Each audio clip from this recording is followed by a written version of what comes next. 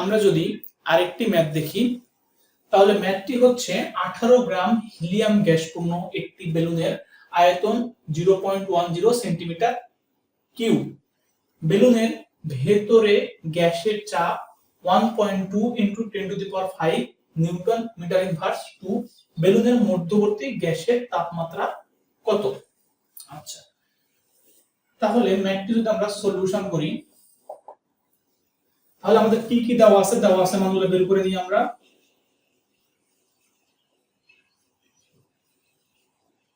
দেওয়া আছে হিলিয়াম গ্যাসের ভর 18 গ্রাম, তার মানে এম দেওয়া আছে 18 গ্রাম। আমরা জানি আণবিক ভর বহরতের এম সমান 4 গ্রাম মোল ইনভার্স 1। এরপরে আয়তন দেওয়া আছে, আয়তন ভি সমান 0.10 সেন্টিমিটার কিউব। বেলুনের ভেতরে গ্যাসের চাপ দেওয়া আছে, চাপ পি সমান দেওয়া আছে 1.2 × 10⁵। বেলুনের মধ্যবর্তী গ্যাসের তাপমাত্রা কত, অর্থাৎ আমাকে টি এর মান বের করতে বলেছে। এখন আমরা জানি পিভি সমান এন আর পি, তাহলে আমি টি সমান বের করতে পারি পিভি ডিভাইডেড বাই এনআর। তাহলে টি, এখান থেকে আমরা এন এর মানটা বের করে নিই।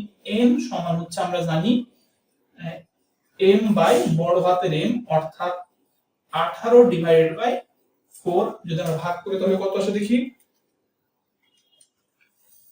4.5।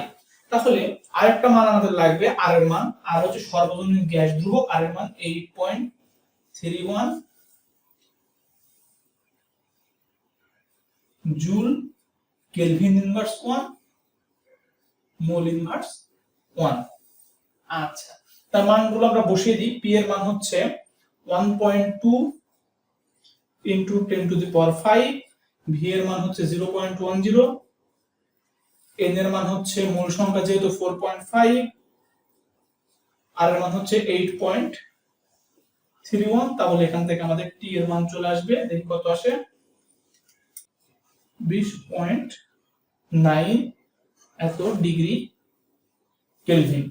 তাহলে আমরা তাপমাত্রা পেয়ে গেলাম, এটাই হচ্ছে আমাদের অ্যানসার। আমরা যদি আরেকটি ম্যাথ দেখি,